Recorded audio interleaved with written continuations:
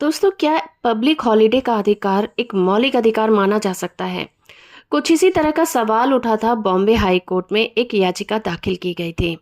इस केस का टाइटल है Krishna bhai Nathu bhai Khutia and another versus the honourable administrator union territory case. और इस केस की सुनवाई जस्टिस जी.एस. पटेल और जस्टिस मधु जे जामदार की बेंच कर रही थी। मामला था मौलिक अधिकारों से जुड़ा हुआ, जहां पर सवाल था कि जो सरकारी छुट्टियां होती हैं या पब्लिक हॉलीडेज होते हैं, उनको घोषित करना या करवाना क्या पब्लिक का काम है? क्या इसे मौलिक अधिकार का दर्जा दिया जाना चाहिए?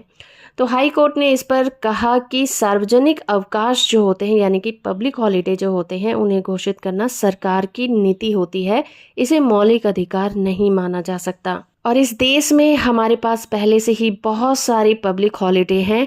शायद ये पब्लिक छुट्टियों की संख्या को बढ़ाने की एक बेवजह कोशिश हो सकती है। ये मामला किशन भाई नाथू भाई गुटिया ने दायर किया था। उनका कहना था कि 2 अगस्त 1954 को दादरा और नगर हवेली ने पुर्तगाली शासन से स्वतंत्रता प्राप्त की थी और भारत का हिस्सा बन गए थे।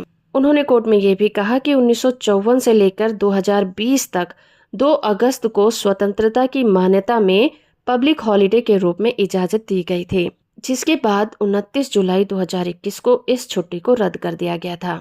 उनका कहना ये था कि अगर इसी तरह से एक और तारीख है जो कि 15 अगस्त है, उसे राष्ट्रीय स्वतंत्रता के नाम से जाना जाता है और छुट्टी भी घोषित की जाती है, तो कोई कारण नहीं है कि 2 अगस्त को भी दादरा और नगर हवेली के लिए सार्वजनिक छुट्टी घोषित किया जाना चाहिए। इस पर हाई कोर्ट ने कहा कि किसी भी विशेष दिन को सार्वजनिक छुट्टी घोषित करना या ना घोषित करना ये सरकार की नीति का हिस्सा है। इसे कानूनी रूप से मौलिक अधिकार के रूप में लागू नहीं किया जा सकता, ना ही ये किसी का मौलिक अधिकार है। ये कहकर उनकी याचिका को खारिज कर दिया गया। होप कि ये वीडियो आपको इन्फॉर्मेटिव लगी होगी। वीडियो को लाइक और चैनल को सब्सक्राइब करना बिल्कुल मत भूलिएगा।